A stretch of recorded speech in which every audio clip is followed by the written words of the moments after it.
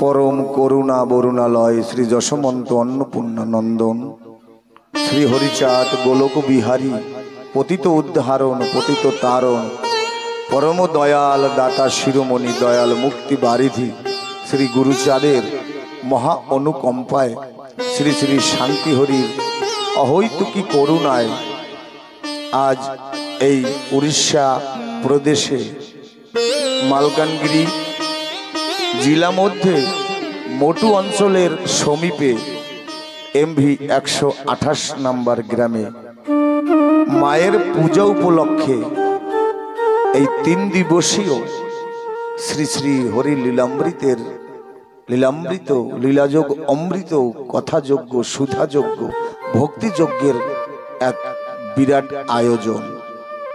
तत्पश्चात आरो 3 दिवसीय भागवत अमृतेर आयोजन रयेछे। आज এই 128 नम्बरे ग्रामेर सकल आबाल वृद्ध बनिता ओ बहु दूर दूर थेके आगत पुण्यार्थीगण सबार चरणे এই तारकस्थली थेके भक्तिपूर्ण प्रणाम जानाई। आज पूर्वपुरुषेर स्मृति विजड़ित এই ग्राम ना जानी कोन महाजनेर अर्जित करा सुकृति सम्पद छिलो ताई तानादेर आत्मजगण आजके এই सुधायज्ञे ब्रती হয়েছে। तारा अक्लान्त परिश्रम दान करे এই গ্রামটাকে এই কয়েকদিনের জন্য একটা আশ্রমে পরিণত করে ফেলেছে। মহাজনরা বলে माता जार लक्ष्मी पिता नारायण सेथा केन आसिबे ना साधु महाजन।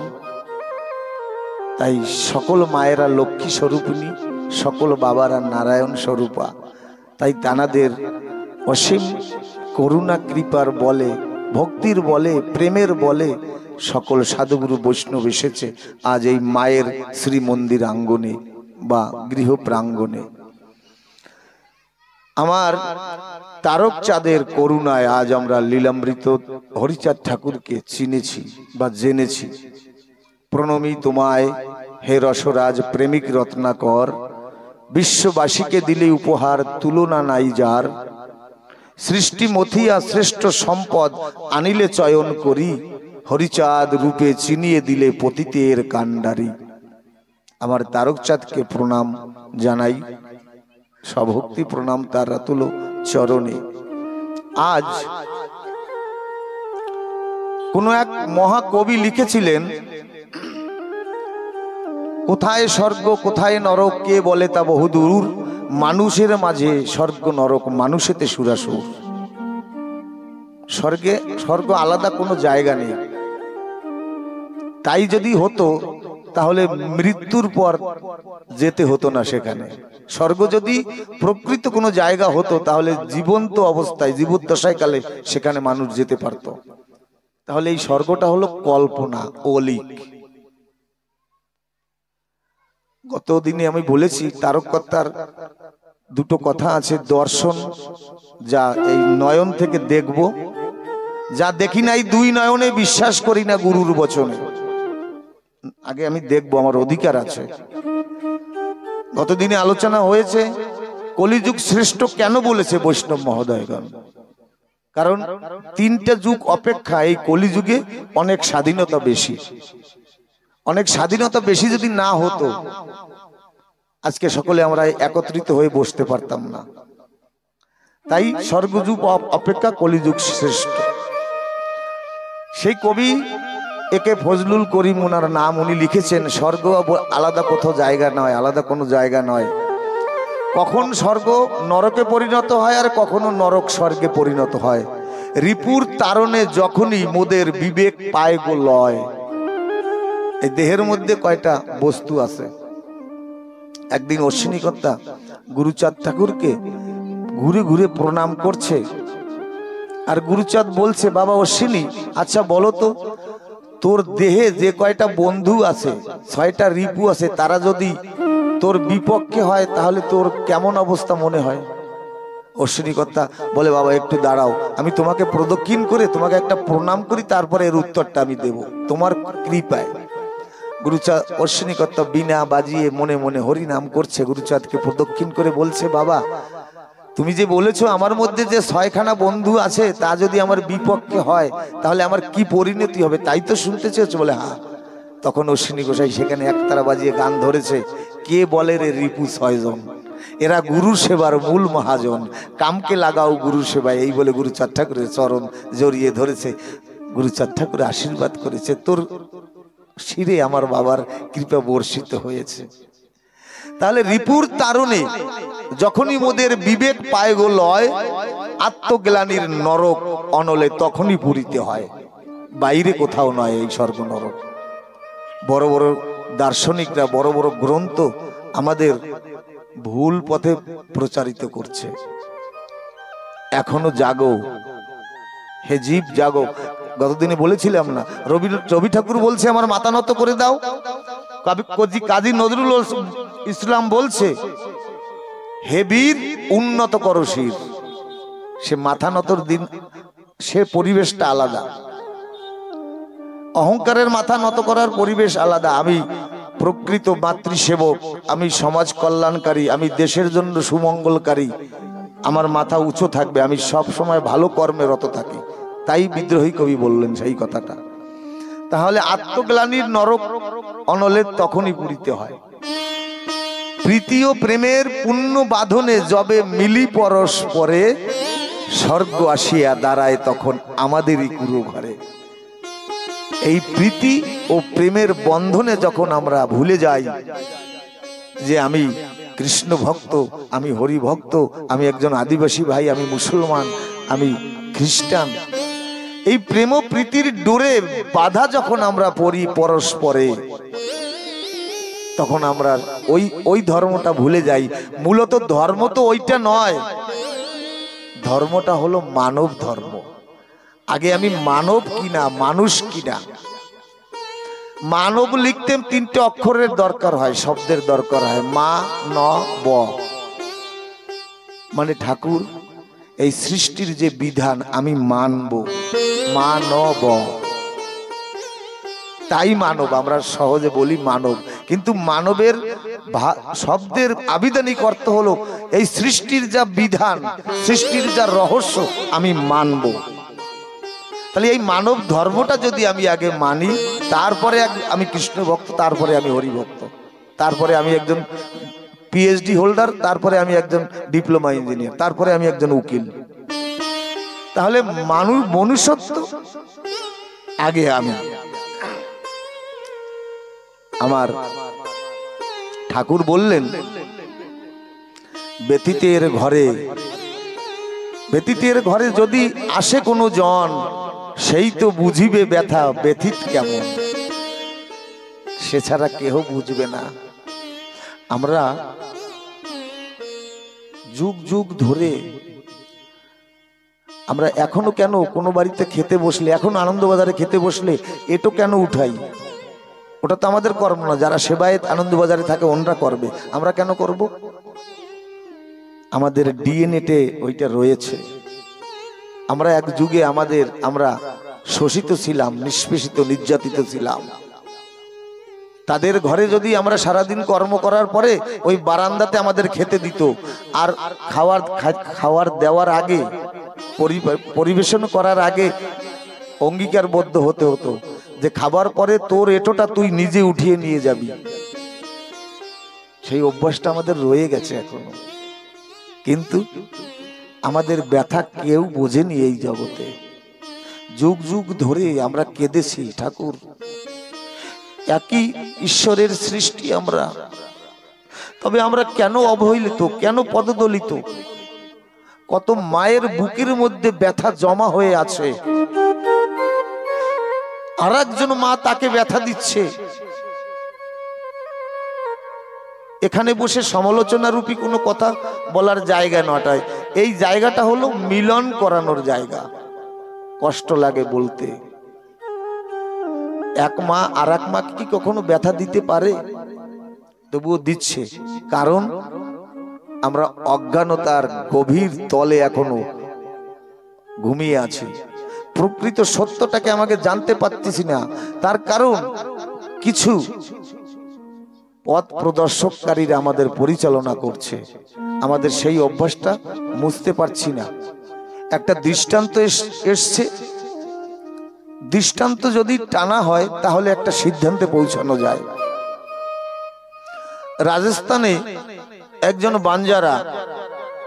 বাঞ্জারি যারা জাতি, ওনার অনেকগুলো গাধা ছিল, গাধা দিয়ে উনি পরিশ্রম করাতেন।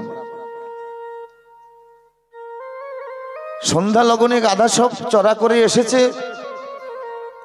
সব গাধাকে দড়ি দিয়ে বেঁধেছে, কিন্তু একটা গাধার দড়ি নেই। এখন ওই বাঞ্জারি, ওই কর্তা, গৃহকর্তা ওই গাধাটাকে ধরে বসে আছে, যেহেতু দড়ি নেই বাঁধবে কি দিয়ে? যদি খোলা থাকে তাহলে তো ফসল নষ্ট করবে। ওখান থেকে একজন মহাত্মা হেঁটে যাচ্ছে, সাধু বাবা বলছে, কিরে তুই গাধার গলা ধরে আসিস কেন? বলছে, বাবাজি ওর বাঁধার দড়ি নাই তো তাই। বলে, পাগল, একটা পন্থা আছে আমার কাছে, নিবি? বলে, দিন। বলে, তুই অনুমানে গাধাটাকে বাঁধ, ওই অন্য সব গাধাকে যেমন দড়ি দিয়ে বেঁধেছিস, এই গাধাটাকে অনুমানে তদ্রূপ বাঁধ, দেখিস ও থেকে যাবে। ঠিক ওই বাঁধার মতন সংকল্প, ওই রকম কল্পনা দিয়ে ওকে কল্পনার দড়ি দিয়ে গাধাটাকে বেঁধেছে। গাধাটা সত্যি মনে মনে ভেবেছে আমাকে বেঁধেছে অন্য গাধার মতন, সারা রাত্র রয়েছে। সকালবেলায় ওই মালিক যখন ওই বাকি গাধাগুলাকে ছেড়ে দিয়েছে, ওকে আর ছাড়ে নাই। ও জানে তো আমি তো দড়ি দিয়ে বাঁধি নাই, আমি তো কল্পনার দড়ি দিয়ে বেঁধেছি। গাধা তো জেনেছে যে আমাকে বেঁধে রেখেছে, গাধা আর চলছে না, সব গাধা চলে গেছে, বদ্ধান্য হয়ে গেছে। ঠিক ওই টাইমে ওই মহাত্মা আবার হেঁটে এসেছে, দেখে গাধাটা ওখানে দাঁড়ানো। তখন মনে মনে ভেবেছে, শুধু পশু গাধা নয়, এ মানুষটাও গাধা। তখন ওকে ডেকে বলছে, এই কালকে তোকে বেঁধেছিলি, দেখ পশু ধর্ম রক্ষা করে, তুই রক্ষা করলি না। বলে, কেন? বলে, ওকে তো ছাড়লি না। বলে, ও তো ছাড়া। বলে, না, ছাড়া না, কালকে যেভাবে ওকে কল্পনার দড়ি দিয়ে বেঁধেছিলি, আজকেও ঠিক ওইভাবে কল্পনা দিয়ে বল, ওকে বুঝিয়ে দে যে আমি তোকে খুলে দিয়েছি। আমরাও এমনি একটা যুগ যুগ ধরে কল্পনার দড়িতে বাঁধা, নিয়মের শৃঙ্খলায় আমরা বাঁধা পড়ে আছি, আমাকে বেঁধে রেখেছে আমাদের। বলছে, এ করা যাবে না, ও করা যাবে না, এ শাস্ত্র বিরোধী। কত বক্তারা কত রকম বকে, কিছু করার নাই, আমরা শুনে যাই, ঠকে ঠকে শুনতে হয়, কারণ আমাদের রক্তে ওটা জড়িত হয়ে গেছে। এখন জাগার যুগ এসেছে, মাগো জাগতে হবে, প্রকৃত জানতে হবে। তাই তারকর্তা বলেছে, দর্শন আগে দেখো, গুরু করো জানকে, পানি পিও ছানকে। তারকর্তা আর একটা দর্শনের কথা বলেছে। একটা দর্শন হলো দ তালেব বেশর রব রেপ ন, এই দর্শন মানে দেখা। আর একটা হলো দ র স ন, এই দর্শনটা হলো সান্নিধ্য পাওয়া। আজকে আমরা লীলামৃতের সান্নিধ্য পেয়েছি, সঙ্গ পেয়েছি। আমরা যে সৎসঙ্গ বলি, সৎসঙ্গটা এই, তার ভাষাটা হলো এই যে যখন মানুষ, যেখানে সঙ্গীত লয় হয়ে যায়, সঙ্গীতের ব্রহ্ম থাকে না, শব্দ নিঃশব্দ হয়ে যায়, একারও অন্ত ঘটে, একান্তেরও অন্ত ঘটে, মানুষ যখন সত্যের উপরে দাঁড়ায়, সেই মানুষের সঙ্গ যদি করা যায়, তাকেই সৎসঙ্গ বলে মহাজনরা বলেছে বিশ্ব বসুধায়। তাহলে দর্শনটা হলো সান্নিধ্য পাওয়া। তাই যুগ যুগ ধরে আমরা কেঁদেছি, ঠাকুর কৃপা করে এসেছে। একটা মহাসংকীর্তনে কীর্তন আছে না, সখীরে এলো রে এক সোনার মানুষ কাটোয়ায়। মানুষটা রক্ত মাংসের, সোনার কি হয়? বুঝাতে চেয়েছে আমার তারকর্তা। তিন যুগে আমাদের কথা কেউ শোনেনি, আমরা ধুলায় পতিত হয়েছিলাম, আমাদের কেউ হাত ধরে টানেনি। তাই সখী একজন মানুষ এসেছে, সোনার মানুষ, ডেকে ডেকে বলছে, আয় আয়, তোদের হরিনামে প্রেম মিশ্রিত করে মাধুর্য ভাব দিয়ে তোদের শুদ্ধ বৈষ্ণবে পরিণত করি, আয়। তাই বলছে, এসেছে এক সোনার মানুষ, দেখছে আয়। ব্যথিতের ঘরে এলো শ্রী হরি ঠাকুর, কৃপা করি ব্যথিতের ব্যথা কইল দূর। ঠাকুর আমাদের ব্যথা দূর করেছে। আমার এই দাদা বলছে, ওই যে ছেলেটা দেখছো রং করছে, হরির কৃপার ধন, তাই ওর নাম রেখেছে হরি। এই মন্দিরের মায়ের কাজে যুক্ত ছিল। সুদূর ননিতাল থেকে গোপাল মহারাজ এসেছিল, তার কাছে প্রার্থনা করেছিল, বাবা এর মা বাবার সন্তানাদি নাই, তাই একটা সন্তান। গোপাল মহারাজ বলেছিল, হরির কৃপা হলে একটা সন্তান হবে, কিন্তু নাম রাখিস হরি। কোন যুগে এত করুণা কৃপা কেউ করে নাই আমাদের। আমার দয়াল হরির করুণায় একটা সন্তান এসেছে, মা বাবা তার নাম রেখেছে হরি। হরি প্রেমানন্দে একবার হরি হরি হরি বল, হরি বল, হরি বল। কে করেছে আমাদের? কেউ শুনেনি, কেউ ডাকেনি। আমার হরিচাঁদ পতিত পাবন কাঙালের ঠাকুর এসে আমাদের খবর নিয়েছে। ব্যতীতের হেন বন্ধু কেহ নাই, প্রাণের ঠাকুর তাই হরিচাঁদ সাই, আমাদের প্রাণের ঠাকুর। তোমরা তাকে ঘৃণা করলে আমাদের কি হবে? তোমরা যদি বলো নমশূদ্রের ঘরে হরিচাঁদ আসে নাকি, পূর্ণ ব্রহ্ম আসে নাকি, তাতে হরিচাঁদের কি হবে? কিচ্ছু হবে না। যে অনেক অনেক কোম্পানি আছে, ভালো ভালো কোম্পানি, তারা কিন্তু অ্যাডভার্টাইজ দেয় না, কারণ প্রকৃত সঠিক যে মালটা হয় বা যে বস্তুটা হয় তার অ্যাডভার্টাইজ লাগে না। আমার হরিচাঁদের অ্যাডভার্টাইজ দরকার নাই। তোমরা তাকে পূর্ণ ব্রহ্ম বলবে, তারপর আমার হরিচাঁদ ঠাকুর পূর্ণ ব্রহ্ম হবে নাকি? হরিচাঁদের দায় ঠেকেছে? দরকার নেই। যে পূর্ণ, জলের একটা শক্তি আছে শীতলতা, অগ্নির একটা দাহিকা শক্তি আছে গরম, বাতাসের একটা শক্তি আছে। যে পূর্ণ শক্তিবান তার একটা শক্তি আছে। আমার মতন তুচ্ছ মানুষ তাকে যদি বলি অপূর্ণ, তাতে তার কিচ্ছু যাবে আসবে না। হরি বল, হরি বল। পিছনে পড়িয়া যারা রয়েছে পতিত, কেহ কবু করে নাই তাহাদের হিত। কেউ আমাদের হিত করেনি, আর এখনো করছে না। আমরা মানব ধর্ম থেকে পথভ্রষ্ট হয়ে গেছি, মানুষ হয়ে মানুষকে হিংসা করছি। প্রভু বলে, শুনো মিট আমার বচন, এরা সবে মোর পুত্র শশীর মতন। আছে এমন দয়াল, নিজের পুত্রের মতন সম অধিকার দিয়েছে এই পতিত জাতিকে। এ জাতির যেখানে আছে যত ছেলে, সকলই আমার পুত্র বলি মন খুলে। ঠাকুর বলছে আমার পুত্র, বলতে কষ্ট লাগে। ভগবান সে আবার ডিজিগনেশন, মানে মানুষকে ভাগ করে নাকি? এখান থেকে মাথা থেকে কারুর জন্ম হয় নাকি? বাহু থেকে কারুর জন্ম, কারুর উরু থেকে, এরকম ভাগ করে নাকি ভগবান? কোনোদিন করে না। আমরা অপরাধী হয়েছি কৃষ্ণের চরণে। নয়ানা, এই যে রমেশ ভাই শুক্লা এসেছিল, ওনাকে প্রশ্ন করেছিলাম কোন দর্শনে আপনি পেয়েছেন? বলে না, ঠাকুর ওই কথা বলেনি, অনাদির আদি গোবিন্দ ওই কথা বলেনি। কর্ম অনুসারে জাতি বিভাজন।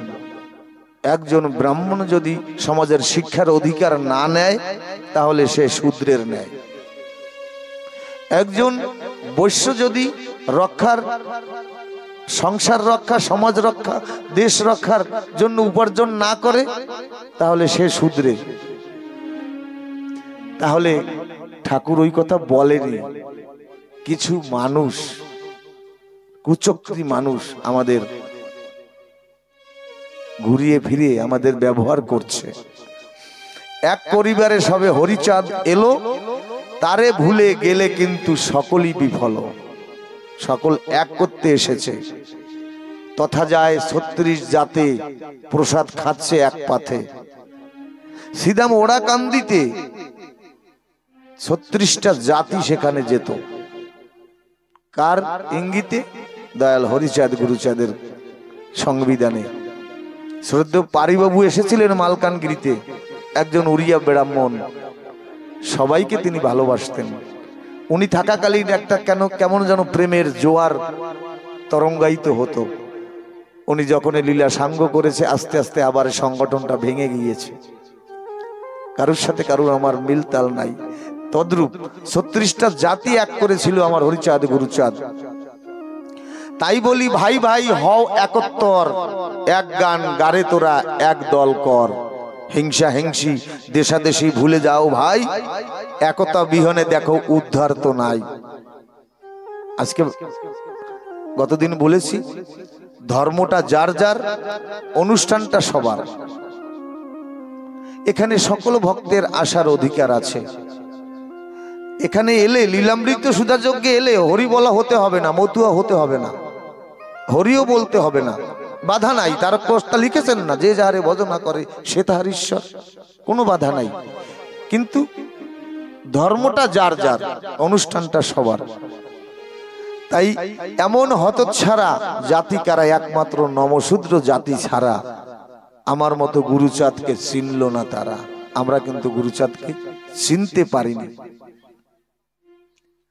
যদি ভুল একবার বোঝা যায়, সেই ভুলটাকে যদি শুধরানো যায়, তাহলে সে ভুল ভুল নয়।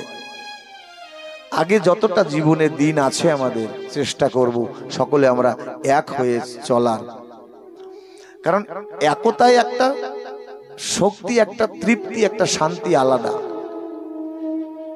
মৌমাছিকে মানব সমাজ জিজ্ঞাসা করছে, হেরে মৌমাছির দল, তোরা কি জানিস এক ফোঁটা মধু আহরণ করতে কতগুলো মৌমাছি সংখ্যায় পরিণত করতে হয়?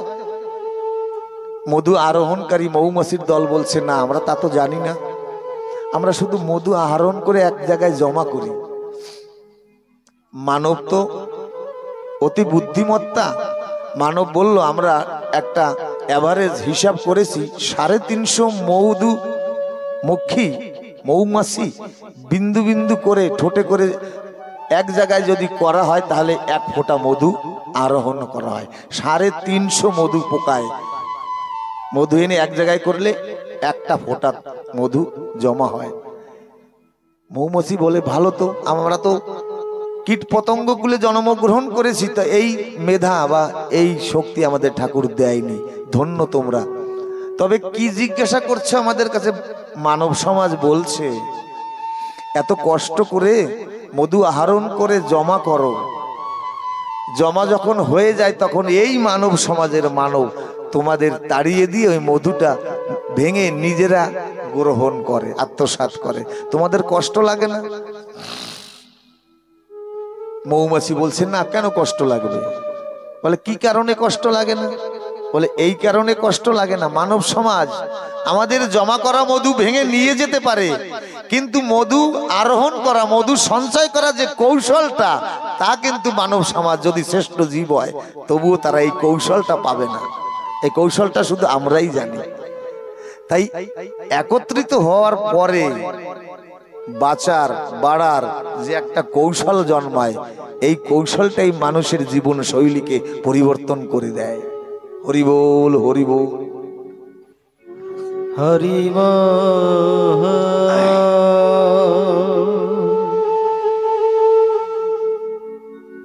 যেজন বৈষ্ণব সর্ব ঊর্ধ্বে তারই আসন।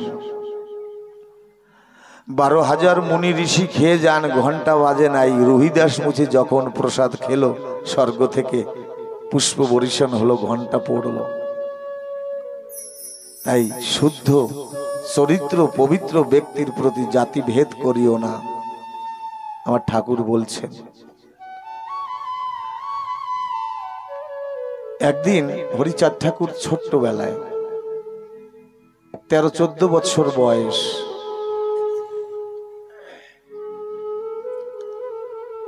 দেখে বাবা যশোমন্ত বৈরাগী ওই বকুল তলায় বসে কি যেন ধ্যান করে। আমার ছোট্ট ঠাকুর হরিদাস মনে মনে ভাবছে, বাবা ওখানে বসে কি ধ্যান করে, একটু দেখি। একদিন যখন বাবা কোনো কোথাও বৈষ্ণব সভায় মহোৎসবে গিয়েছেন, ওই ছোট্ট হরিদাস ওই বকুল তলায় বসেছে। বসলে যখনই ওখানে বসেছে, তখন হরিচাঁদ ঠাকুরের দিব্য জ্ঞান প্রাপ্ত শুরু হয়েছে। স্বর্গলোক থেকে বলছে, হে হরি করুণা সিন্ধু দীনবন্ধু জগৎ পথে, তুমি তো খেলাধুলা করার জন্য জগতে অবতরণ হওনি, তোমার কাজ রয়েছে। যুগ যুগ ধরে যে মানুষগুলো পড়ে আছে তাদের উদ্ধার করার তরে। খালি এই নিম্ন জাতি পড়েছিল না, জ্ঞানী মানুষরাও অজ্ঞানতার গভীর তলে পড়েছিল। যখন ঠাকুরের মধ্যে ওই দিব্যতা ঢুকলো, বিবেক রূপী চক্ষু উন্মিলিত হলো, তখন ওই সূর্যের একটা রশ্মি এসে ঠাকুরের মুখমণ্ডলে পড়ল। প্রচণ্ড মার্তণ্ডের তাপে ঠাকুরের এই মুখমণ্ডলে ঘর্মাক্ত মানে ঘাম বের হচ্ছে। প্রকৃতি পঞ্চভূত দেখে সহ্য করতে না পেরে একটা ফণি, একটা সাপ এসে তাকে ছায়া দান করছে। এই পঞ্চফণাযুক্ত সাপ এর তাৎপর্য অর্থাৎ আকাশ বাতাস আগুন মাটি জল, এই পঞ্চতত্ত্ব, এই পঞ্চতত্ত্বে পৃথিবী তৈরি। তাই পঞ্চনাগ, যেমন ক্ষীরোদ সাহির ছায়া দিয়ে আছে পঞ্চনাগ, পাঁচটা তত্ত্ব, ক্ষিতি অবতেজ মরুদ্বম। তাই ঠাকুরকে ছায়া দিচ্ছে। এমন অবস্থায় ওইখান থেকে পাশের বাড়ির আমার হরিচাঁদ ঠাকুর তাকে চিন্তা মাসি বলে ডাকতেন, অন্নপূর্ণার সখী। শিরা কুটবে বলে ওই শিরার ধামাটা কাকে নিয়ে আসছে, হঠাৎ লক্ষ্যটা গেল বকুলতলার তলে। দেখে হরিচাঁদ ঠাকুর বসে আছে, পঞ্চভণি এসে তাকে ছায়া দান করছে। আমার চিন্তা মাসি ওই ধামা রেখে দেখলো এ তো হরিদাস, তবে একে পঞ্চনাগ কেন ছায়া দিচ্ছে? চিন্তা মাসি অন্নপূর্ণাকে ডেকে বলছে, ও দিদিলো দেখছে আয়, তোর ছেলে তো মানুষ নয়। চিন্তা মাসি অন্নপূর্ণাকে বলছে, ও দিদি আয় আয়, দেখবি তোর ছেলে মানুষ নয়, তুই ভেবেছিস পেটে ধরেছি? হরি আমার বক্ষের আঞ্চলের সন্তান না, তোর ছেলে মানুষ নয়, আয় দেখবি। হরি যেজন বকুলতলা বসে সেজন, চক্ষু বুঝে ধ্যানে মগন বসে আছে কি চিন্তায়, তোর ছেলে তো মানুষ নয়। তোর ছেলের কি রঙ্গ আছে, তার মস্তকে ভুজঙ্গ নাচে, তার নয় একটা ফনা আছে, তার পাঁচটা ফনা, দেখলে গায়ে কাটা দেয়। অন্নপূর্ণা রে, তোর হরি তো মানুষ নয়। এই দৃশ্য দেখার পরে জিজ্ঞাসা করছে অন্নপূর্ণা মাতা হরিচাঁদ রে, হরিদাসে রে, বলে হরি বলতো তুই কে বাবা? বলে কেন? আমি তো বলেছিলাম তোমাকে সেই দিনে, যেদিন আমি ভূমিষ্ঠ হয়েছিলাম, অবতরণ হয়েছিলাম, আমি বলেছিলাম আমি হরি, আমি হরি, আমি হরি, আমি সেই ব্রহ্মানন্দ হরি। তুমি শুনতে পাওনি মা, তুমি অজ্ঞান অবস্থায় ছিলে। দাইমা শুনেছিল, জগৎবাসী শুনেছিল। আমার অন্নপূর্ণা মা হরিকে জড়িয়ে ধরেছে। আমি তো তোকে নিজের সন্তান ভাবি, তুই তো নিজের সন্তান না রে, তুই তো জগতের পিতা, তুই তো জগতের পথে ধারণ, তুই তো কাঙালের ঠাকুর। কিন্তু মায়ের মন তো তাই ভুলতে পারে না হরিচাঁদ। ছোট্টবেলা হরিচাঁদ ঠাকুরের অসংখ্য লীলা খেলা আছে, যেহেতু 3 দিবসীয় কথা, তো এই বট বৃক্ষের মতন এর আকাশ আগা মাথা নাই, এ বলে শেষ করা যায় না। তাই ঠাকুর যদি কৃপা করে, মায়ের যদি দয়া হয়, কোনোদিন যদি 7 দিবসীয় কথার সংকল্প করে এই গ্রামবাসী, একটু চেষ্টা করব বিশদভাবে আলোচনা করার। হরিচাঁদ ঠাকুর যখন 8-9 মাস বয়স, ঘৃতকান্দি থেকে 3 জন বিপ্র এসেছে, বলে সারা দেশে সারা পড়ে গেছে, একটা নবজাত শিশু নাকি ভূমিষ্ঠক্ষণে আমি হরি আমি হরি বলে উচ্চারণ করেছে, চল না একটু দেখে আসি, একটু পরীক্ষা করে আসি। ওই বামুনের দল এসেছে, এসে ডেকে বলছে, ও যশোমন্ত, ও অন্নপূর্ণা, ওই তোমার ঘরে নাকি হরি এসেছে, তাচ্ছিল্য করে বলছে। अन्नपूर्णा मा ছোট্ট হরিকে কোলে নিয়ে হরিদাসকে বলে, এই দেখো একজন ব্রাহ্মণ হাত বাড়িয়ে দিয়েছে, দাও তো আমাকে একটু দাও। কারণ ওদের তো অনেক অনুভব, বিচার করার অনেক অনুভব। বিজয়বাবু লিখেছে না, জ্ঞান অস্ত্রে দ্বার বেড়েছে তোর শাস্ত্র ঘর্ষণে। আমরা এত বড় জ্ঞানী হয়েছি, নিজের অস্ত্রে নিজেই কর্তন হই। শাস্ত্র কথার আবিধানিক অর্থ হচ্ছে স্ব অস্ত্র, নিজস্ব অস্ত্র। আমার মধ্যে যে যশমান প্রতিষ্ঠা রূপী ডালপালা আছে, এই জ্ঞানের অস্ত্র দিয়ে সেই ডালপাটাকে কর্তন করার জন্য এই শাস্ত্র। কিন্তু আমরা কি করি, দুটো অক্ষর শিখে, দুটো সাংস্কৃতিক মন্ত্র শিখে আমি অন্যকে বাক্যবাণে জর্জরিত করি। তাই বিজয়বাবু লিখেছে, জ্ঞান অস্ত্রে তোর ধার বেড়েছে শাস্ত্র ঘর্ষণে। তাই এমনি এমনি অনুভবী ওনরা অনেক, ওনরা মনে মনে ভাবতো আমরা যা জানি তা জগতে কেউ জানে না। যখন অন্নপূর্ণাকে হাত বাড়িয়ে দিল, দাও তো দেখি তোমার হরিকে। যখন ওই ছোট্ট নবজাত শিশু হরিকে দিতে গেল, আমার হরিচাঁদ ঠাকুর একটু বলে না, খেলিছে বিশ্ব লয়ে বিরাট শিশু আনমনে। ওরা তো মাখাচ্ছে তেল, কে বুঝবে ঈশ্বরের খেল। হরি একটু চপলতা করে একটু ওই কোলে যাওয়ার ভান করে, কোলে কিন্তু যায়নি, মৃত্তিকায় পড়ে যাচ্ছে হরি। ছোট্ট ৬-৭ মাসের বাচ্চা, তার কি নিজ ক্ষমতা থাকতে পারে? ব্রাহ্মণ ঠাকুর মনে মনে ভাবলো, সর্বনাশ, আমার হাতের থেকে যদি হরি পড়ে যায় তাহলে তো আমি মরা মেরে খুনের দায় দিতে হবে। ছোট্ট বাচ্চা পড়ে গেলে হয়তো মাথাটা ফেটে যেতে পারে। হরিচাঁদ ঠাকুর পড়লেন না। ওই ছোট্ট ছেলেটা এক ব্রাহ্মণের এই মধ্যমা অঙ্গুলিটাকে এমনি ভাবে ধরে ঝুলে রয়েছে ওখানে। যাক, যেমন তেমন করে ওকে তো আবার ধরেছে। কিন্তু ওই ৩ জনার মধ্যে অদ্যাবধি লীলা করে শ্যাম রায়, কোন কোন ভাগ্যগণে দেখিবারে পায়। ৩ জনার মধ্যে একজন ব্রাহ্মণ লক্ষ্য করছে, ওইটুক ছোট্ট সন্তান যার এখনো ধরার ক্ষমতা জন্মায়নি, সে কি করে এই মানুষটার তর্জনী বা মধ্যমা অঙ্গুলি ধরে ঝুলন্ত অবস্থায় রয়েছে। আর যত সময় ঝুলে রয়েছিল তত সময় ওই ব্রাহ্মণ অদূরে দাঁড়িয়ে লক্ষ্য করছে ওই ছোট্ট হরিদাসের যে অবয়বের, যে দেহের ছায়াটা ধরণীতে পড়ে, সেই ছায়াটা নাই। দেখে তখন ওই ব্রাহ্মণ মনে মনে নিজের কাছে জিজ্ঞাসা করছে, তাহলে এই সত্যি আসল হরি? ৩ জন ব্রাহ্মণ যখন অন্নপূর্ণাকে ঠাকুরকে ফিরিয়ে দিয়ে বাড়িতে যাচ্ছেন, তখন রাস্তায় বিচার করছে, আচ্ছা বলো তো, কে কি অনুভূতি আয়ত্ত করলে? 2 জন ব্রাহ্মণ বলছেন, না রে, আমি তেমন কিছু অনুভূতি পাইনি, হতে পারে না, এ তো মানুষ ঘরে এসেছে, হয়তো কোনো মহামানব হবে। কিন্তু যে ব্রাহ্মণ কৃপা পেয়েছিল সে বলছে, না রে, যে আখি দিয়ে আমি দর্শন করেছি সেই আখি তোদের নাই রে।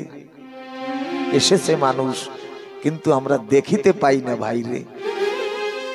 কি দেখেছিস? আমি দেখেছি যখন ওই ছোট্ট ছেলেটা 2 হাত দিয়ে তোর আঙুলটাকে ধরে ঝুলেছিল না, তখন ওই 2 ছেলেটার আর 2টো হাত, একটা হাতে শঙ্খ ছিল, একটা হাতে পদ্ম ছিল, 2টো হাত দিয়ে তোর আঙুলটা জড়িয়ে ধরেছে, আর 2টো হাতে শঙ্খ আর পদ্ম ছিল।